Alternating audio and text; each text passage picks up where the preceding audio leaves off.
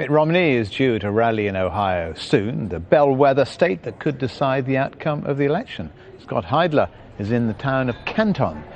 Scott, Ohio, a key state to watch because Democrats there, and other swing states, of course, are acutely aware of Mitt Romney breathing down their necks, aren't they? Absolutely, and this is a very, very critical state for Mitt Romney.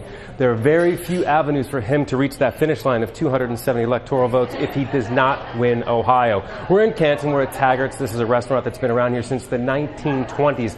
Just down the street is a high school that Mitt Romney visited on Friday.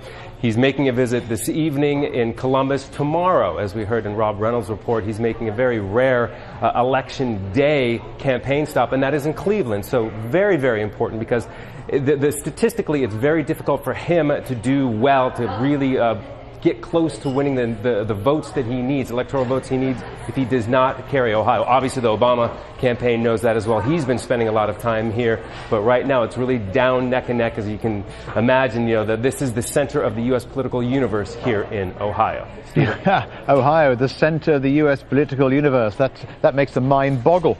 What have been the issues in Ohio, Scott? Nationally, the mixture of race, class, the economy, anything different to those there? It's really the economy top, front, and center.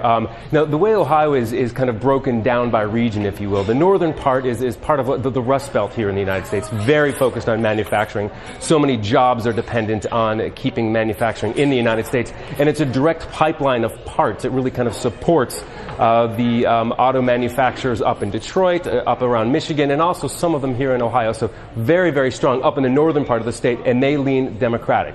Then you go down to the suburban areas around Columbus and around Cincinnati. They're more conservative toward the south, so they lean a little bit more Republican. So it's really kind of a hodgepodge within the state of Ohio. That's why it's such a bellwether state. For 48 years, this state has picked the winning president because it has such a wide representation of different ethnic groups, different socioeconomic backgrounds. So it's really a bellwether state, and that's why there's so much focus on it. That's why this always comes down to, it seems like it always comes down to Ohio, and this year it's no different. Stephen? All right, Scott. Thanks very much for that. Scott Heidler in Canton.